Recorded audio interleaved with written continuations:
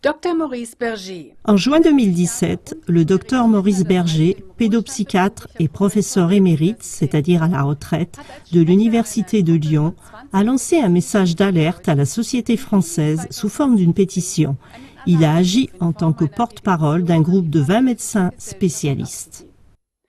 Il met en garde avec insistance contre les conséquences dévastatrices pour les enfants de l'éducation sexuelle dès la maternelle que propagent les textes de l'OMS et de l'IPPF, Fédération internationale pour le planning familial. Maurice Berger appelle la population à la résistance. Ce cri d'alerte est aussi important pour la Suisse, car la Fondation bernoise Santé sexuelle en Suisse, SGS, s'est donné pour but la mise en place des mêmes standards que l'OMS pour l'éducation sexuelle dans toute la Suisse.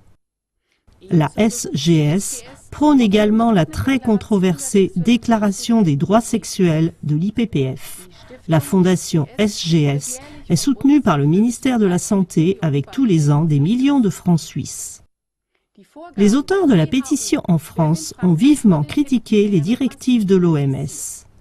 Le groupe, composé de médecins, de psychiatres, de psychologues cliniciens et de spécialistes des traumatismes, met expressément en garde contre l'affirmation selon laquelle les jeunes enfants ont une sexualité qui devrait être éveillée physiquement et psychologiquement, pour ainsi dire activée, avec l'aide d'une éducation sexuelle appropriée donnée par des adultes. Les médecins continuent à mettre en garde contre les graves risques d'une telle éducation sexuelle et des droits sexuels réclamés qui traumatiseraient les enfants. C'est avec des paroles alarmantes que le docteur Maurice Berger, pédopsychiatre, met en garde dans une vidéo contre ce changement de paradigme de l'éducation sexuelle nuisible aux enfants. Un paradigme est un changement fondamental de la façon de penser. Les adultes ne devraient pas éduquer les enfants de moins de 15 ans en matière de sexualité et de désir sexuel. Les auteurs de la pétition s'expriment aussi expressément contre le fait que les adultes parlent de sexualité avec les enfants si ce besoin ne vient pas de l'enfant. L'infiltration du psychisme de l'enfant est comme un message de publicité pour l'inceste. Avec ses pensées sur la sexualité, l'adulte plonge l'enfant dans la confusion et du rôle d'informateur, il dérape ainsi dans le rôle du séducteur. Il est également important et nécessaire de remettre en question les souhaits de certains adultes et groupes d'intérêt qui ont créé ces programmes et qui sont à l'origine de ces droits sexuels et de cette soi-disant éducation sexuelle. Accusation, pédophilie et totalitarisme. Ariane Billéran est titulaire d'un doctorat en psychologie et auteure de nombreux ouvrages spécialisés. Elle a beaucoup voyagé. Dans son livre « L'imposture des droits sexuels ou la loi du pédophile au service du totalitarisme mondial », elle conclut que des réseaux pédophiles internationaux très bien organisés ont très certainement participé à la préparation des normes de l'OMS et de la Déclaration des droits sexuels de l'IPPF. Elle dit que la pédophilie consiste précisément à sexualiser l'enfant et qu'il est clair que, à travers ces programmes, cela est fait systématiquement.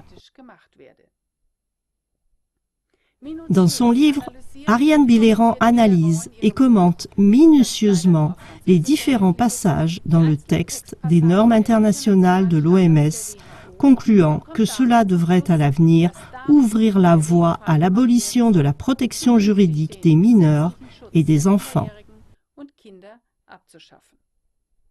Elle note également que ce contenu n'a rien à voir avec l'argument avancé qui prétend que la protection des enfants passe par des explications sur la sexualité et elle ajoute « Il est seulement question d'utiliser la prévention comme un prétexte pervers pour imposer des idéologies et des comportements pédophiles. » À la demande du journal Schutz Initiative Actuelle, en français Initiative pour la protection actuelle, Ariane Billéran critique également les normes de l'OMS pour lesquelles ni des experts médicaux reconnus, par exemple les pédopsychiatres et des thérapeutes, ni des experts juridiques reconnus n'ont été consultés à l'avance.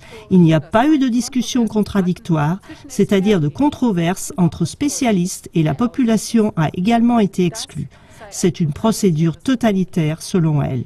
Ariane Billéran dit que la mise en œuvre de ces normes de l'OMS est une action internationale concertée et elle incite expressément à comprendre la dimension totalitaire de ces événements. Sinon, on risque de ne pas pouvoir réagir de façon appropriée.